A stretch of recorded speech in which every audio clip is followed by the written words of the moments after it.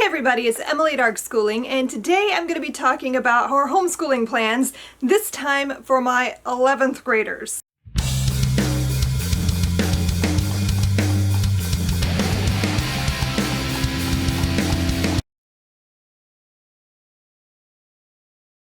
I have two 11th graders this year. We're nearing the end of their high schooling and I'm freaking out a little bit, which is silly because I've already graduated one child. She's in college, so I know this is a thing we can do. I just, it doesn't ever get much easier, honestly. I thought it would be easier this time, but it's not. And it probably won't be for my youngest either. This year is a little bit different from last year, only in that the boys have a much busier first semester.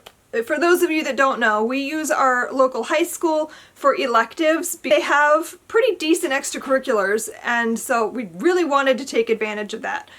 They have a great music program. They're in the jazz ensemble, and they have been for the last 2 years. This is their third year of being in jazz, and they love it. It's a great little group. It's usually very small. I think last year there was maybe 8 kids in it, and I think this year is going to be about the same.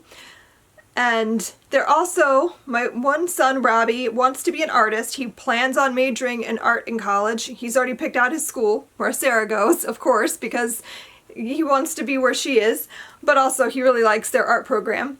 So he plans to major in art, and they have an honors art portfolio course that he's taking this semester. And being smart, I thought we'll sign up for 2 art classes so that he can have one first semester and one second semester. And no, he is in both first semester. So that's crazy. So he has 3 classes back to back, basically, which means he's gone all morning for the first semester this year. I don't know how we're going to get everything else done, but he's gone from like 7:30 in the morning to 1 o'clock in the afternoon. So that means we have to get everything else done in the hours between 1 and 3 for him to feel like he's not in school all day. I don't know how we're going to do that. So that is what's happening there. My other son, Riley, he's taking a computer programming this year for first semester, so he's only gone for 2 class periods. But even so, it's gonna be a semester. It's gonna be busy. So I have to work around that. I'm just gonna kind of run through what we're doing this year. Obviously the first semester is gonna be a little bit lighter than second, but we are cramming. They only go to school 3 days a week. So we're really cramming stuff in on those 2 days that they're home. Those are gonna be like doubled up work days, so you do what you gotta do. So for math, they're both going to be doing teaching textbooks this year. I'll have one in geometry and I'll have one in algebra 2. Then for English, we're doing a writing intensive year because they really, really, really need to step up their writing game. That writing is their weakest thing. It's like their kryptonite. They struggle with it. They don't have any learning disabilities or anything like that. They just, for whatever reason, really struggle with getting words from their head onto paper. I don't know what it is. I'm a natural writer. My oldest is a natural writer. Smooth sailing with her. Not so much my boys. So, anyhow, after struggling for years, trying to figure out what to do with them to help them write, I found writing with skill. I used it a little bit with my oldest just because she needed some help with academic writing. She's a great creative writer. Academic stuff she struggled a little with. So we did use writing with skill with her, and while this is not fun, it does the job. So this is what I'm using with them for writing this year. We are halfway through the book already, and we're going to be kind of burning through. We have all 3 books. So I'm hoping we can at least get through the second book this year and then finish off next year with the third at the beginning of the year, or over the summer, whatever we need to do. So we're also using Thinking in Threes, The Power of 3 in Writing by Brian Backman. This is a work text that obviously they're not going to write in because they're both using it. So I'm going to pretty much have them write everything out on paper. But it's a very brief text. We're only going to be using this for the first semester. So I will come back and let you guys know more. We were going to start this over the summer and it just didn't happen. So we're doing this semester. I'll let you guys know what I think when we've gotten a little ways in. We're also going to be doing writing prompts. I really want to work with them on creative writing, at least for my son who wants to be an artist. He really wants to write comics, and writing is something he struggles with, so I'm like, I want to help him get that part so that he can actually write comics as opposed to just doing the art. So we'll see how that goes, but I figure each week I'll give them a prompt. I think we're going to do them on Fridays, and it'll be sort of our fun writing on Friday kind of a thing. And so I'm hoping to come up with some creative prompts. I found some online. I have a book with some in them, so we'll just kind of mix it up. But yeah, I think that'll be a great way to help them just sort of free flow with their writing. So that is the writing part of the year. But the other thing that we're going to be doing that is fun for this first semester, because I knew the first semester was not going to be easy, and we're not going to be able to get a lot of really deep work done because of that, I wanted to do something fun and interesting, but still work on that literary analysis and reading aspect. And so after thinking about it, I realized that one of the things that I really want, especially for my artist son, is to read more comics. I think he just doesn't know where to start. For whatever reason, he doesn't read much comics. And if you want to write comics, then you need to read comics. They go together. So I decided this semester we're going to do a comics as literature, literary analysis style course. So I just want to run through this relatively quickly so this video doesn't get ridiculous. But basically, I have a huge stack of comics we're going to be reading. Riley is going to tag along for this too because he was like, why not? Comics sound fun. The first book I'm going to be using is Understanding Comics, The Invisible Art by Scott McCloud. We're actually only using 1 or 2 chapters from this book. It's sort of a brief overview. I'm hoping that Robbie will pick this up on his own because he does want to do comics and comic arts. And the college he wants to go to has a comic arts major, and this is one of the textbooks they use. So I'm hoping he'll pick this up on his own and read more. Then I'm just going to kind of run through the comics we're using in the order I plan to use them. I'm not going to go into a lot of detail just so that we can do this quickly.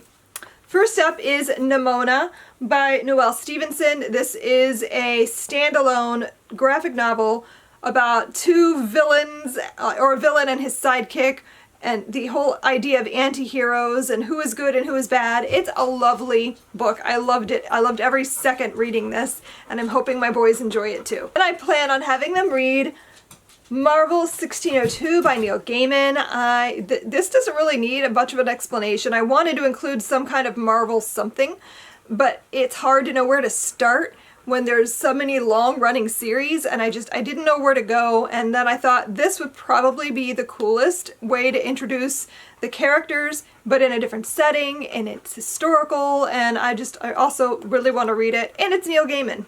I also want to include some manga, and so I chose Death Note. We have Volume 1, and this is a story about this, I think it's a notebook, that if you write someone's name in it, they die, and how that sort of evolves. I don't know. I haven't actually read this yet. I'm planning on reading this one with them because I'm not familiar with it, and it sounds really interesting. I'm not a huge manga reader, but I find this storyline so intriguing that then I have Beowulf by Gareth Hines, and this is beautiful. I wanted to include some sort of a literature, like a traditional literature story in graphic format, and then I found this, and it's beautiful. So it does have the original story, and it's got amazing artwork. Like, the artwork in this book is stunning. It's so well done. It's fabulous. I can't wait to get to this one because they are familiar with the story of Beowulf, but not in this manner. Then I have American-Born Chinese by Jean Luen Yang. It's a story about one man's experience growing up Chinese American. We're also going to be reading the first 3 chapters or volumes of The Walking Dead. I have enormous compendiums. This is a beast, but we're only going to be reading the first 3. If they want to continue, awesome, but I'm only requiring the first 3 chapters of this. And this, of course, if you're not familiar, this is the story of a group of people surviving the zombie apocalypse. Next up, they'll be reading Soviet Daughter, A Graphic Revolution by Julia Alexeyeva. And this is a story about a young Jewish girl living during the Russian Revolution, and I think there's something to do with pogroms in here. I'm not sure. I actually haven't read this yet. It's been on my list for ages, and so this is sort of my push to finally read it. Then I have I Kill Giants by Joe Kelly and Ken Nimura.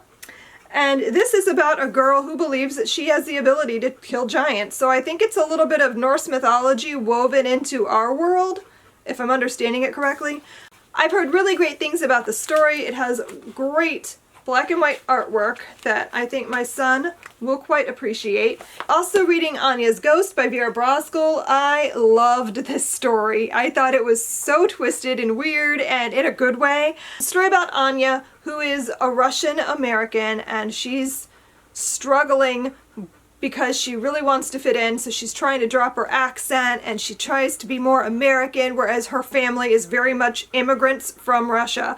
And they still speak Russian, they have very thick accents, they want her to be more traditional, and so she's struggling with fitting in high school, and she meets a ghost and befriends her, and shenanigans ensue. I also have on my list Persepolis by Marjane Satrapi. I've only read the first volume. I really want to read the rest of it, and so we're going to read it together. I'm really excited. This is a story about one girl's experience growing up during the Iranian Revolution. We're also going to read and watch The Crow. I really want to share that movie with them, and I thought we'll read the book and then we'll watch the movie and we'll compare the two. And I love the movie The Crow. I've never actually read the comic, so again, we're going to read this one together. This is Trinity, A Graphic History of the First Atomic Bomb by Jonathan Feder-Vorm, and this is exactly what it sounds like. It's a history book done in graphic format, all about the atomic bomb and how it was made and all of the things that went with that. So I think this will be a really interesting book to read with them. And then the last one, again, I'm not sure yet because I've not read this. I don't know how weird it is or how inappropriate maybe. I don't know. I'm not really a prude about that sort of thing, but I know at least one of my boys does not appreciate that popping up in his reading material.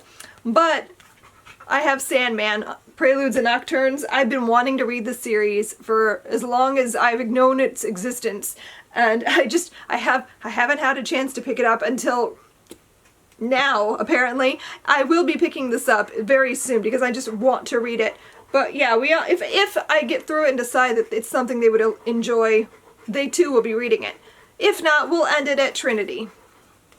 But this, I'm hoping, will get us through the first semester so that they will be reading, but it won't be anything heavy. So I'm hoping that they'll feel like they can handle it with all the other things going on. Second semester is going to be a lot easier because they'll be home for the most part, except for the jazz ensemble class, which is only an hour and a half. So they'll be home most of the day. So we're going to be working through level 11. We're probably going to cut a few of the books just because we're going to have to fit it into one semester as opposed to two. But, you know, we'll make it work. For history, we're also going to be doing level 11. And I'm debating on if we're going to start it now or wait until second semester. I might try to start it now, and if it just isn't going to fit into our schedule, then we'll wait. But I'm hoping the history, at least, we'll be able to start right now. And chemistry as well, we'll be doing all year. And we're going to be using the CK12 text because I already have the lesson plans written out for it. And for foreign language, both did Spanish this past year. Robbie just didn't enjoy any of it. He really was struggling with pronunciation and all of that. He hated it. And I promised him I would find him something else this year. And after much discussion, we decided rather than learn to speak a language, he would rather learn to sign it. So he's going to be doing American Sign Language this year. So that's going to be his foreign language. He's going to take it this year and next year so he can get his 2 years done. Riley did Spanish last year, and he didn't love it, but he didn't hate it, and he did well. He's going to be using Breaking the Barrier Spanish 2. He did Spanish 1 last year, so I didn't feel like he needed to do it again. So we're jumping right into 2, and he so far says that this looks great. He much prefers this style, I think. It does also come with a CD for pronunciation and whatnot. So that's what he's going to be doing, and that'll give him his 2 years of Spanish, and then he's done, because he just does not want to do it anymore. He only wants to do what he has to do. So that is our year in a nutshell. I'm really excited. I think they've got a lot of great stuff happening this year. Robbie is going to be working on his portfolio so that he can apply for pre-college at the school he wants to go to. They have a summer pre-college program for high schoolers. My daughter went the summer before her senior year. He wants to do the same. So I'm hoping that we can get the essay and the application and all the things done that he needs to apply for that done this semester so that he can do that. I'm excited for him. I think he's going to love it. My daughter did. She loved it so much she went there for school. So I'm hoping he will have the same experience. My other son, Riley, is planning on doing robotics this year. That's going to be another big thing happening, taking up time during half of the year. But I'm excited for him because I'm hoping this will hopefully, please, lead to some sort of a passion so that he can figure out what he wants to do next. He's thinking about being a voice actor at the moment, and while I think that's amazing and I would love for him to pursue anything, he still isn't showing a lot of passion. But that's a thing he wants to do and work on. So we're also going to be looking for theater stuff so that he has some experience using his voice in different ways. So yeah, lots of things going on this year. I'm excited. I think it's actually going to be a really good year, even though I know it's also going to be really crazy busy. Thanks for watching. I hope you enjoyed this video. I'd love to hear about your plans for high school. If you've got high schoolers, what cool things you have planned this year. And I will see you guys in my next video. Happy reading. Bye.